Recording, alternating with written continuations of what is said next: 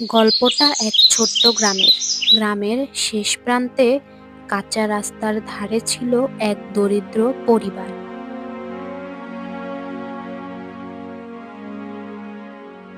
মা আর তার ছোট মেয়ে। নাম তার নীলা। নীলার মা দিনভর পরিশ্রম করে নিজের ছোট্ট জমিতে সবজি চাষ করতেন।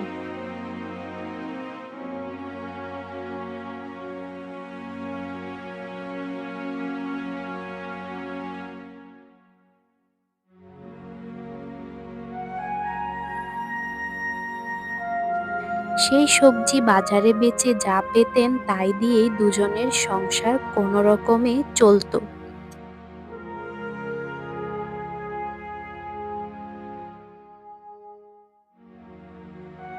নীলা ছিল খুব হাসি খুশি, কিন্তু তার মনটাতে একটাই কষ্ট, সে কখনো বিরিয়ানি খেতে পারেনি। একদিন বিকালে নীলা তার বন্ধুদের নিয়ে মাঠে খেলতে গেল। খেলতে খেলতে তারা সবাই মিলে বাজারের দিকে চলে গেল। হঠাৎ নীলার চোখে পড়ে রাস্তার ধারে নতুন একটা বিরিয়ানির দোকান খুলেছে। দোকান থেকে ধোঁয়া বের হচ্ছে, সঙ্গে ভেসে আসছে মশলার ঘ্রাণ। নীলার খেতে খুব ইচ্ছে হয়। বন্ধুরা আনন্দে বিরিয়ানি কিনে খেতে শুরু করে, কিন্তু নীলার কাছে টাকা নেই। ওরা নিজেদের মতো খেতে থাকে, আর নীলা আস্তে আস্তে পিছনে সরে যায়। ওদের কাছে চাইতেও লজ্জা লাগে। ঘ্রাণটা তার মনকে আরো ভারী করে তোলে।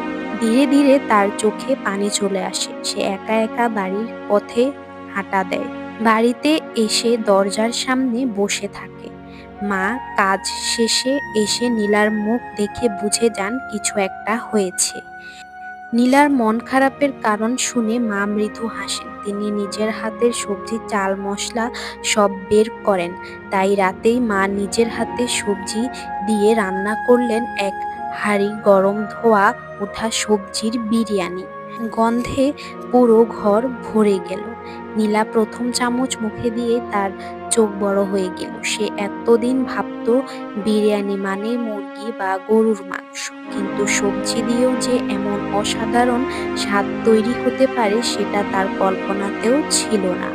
ওই দিনের পর নীলা প্রতিদিনই মাকে অনুরোধ করত আরো বানাতে। আর একদিন সে মাকে বলেই ফেলে, মা, তুমি যদি দোকান দিতে তাহলে গ্রামের সবাই তোমার এই বিরিয়ানি খেতে পারত। তাই মা উঠোনের পাশে ছোট্ট টিনের ছাউনি দিয়ে একটা দোকান খুলে ফেলেন, সবজির বিরিয়ানির দোকান। প্রথমে দু একজন আসে, কিন্তু যারা খায় তারা বিস্মিত হয়ে ফিরে যায়। খবর ছড়িয়ে পড়ে পুরো গ্রামে। ধীরে ধীরে মানুষের ভিড় বাড়তে থাকে।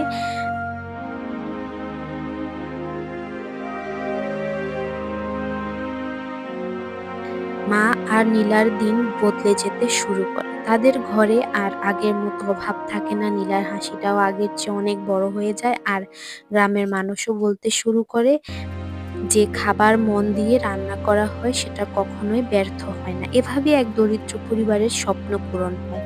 আর সব শুরু হয়েছিল একটা ছোট্ট মেয়ের মন খারাপ আর মায়ের ভালোবাসা দিয়ে বানানো সবজির বিরিয়ানির ঘ্রাণ থেকে।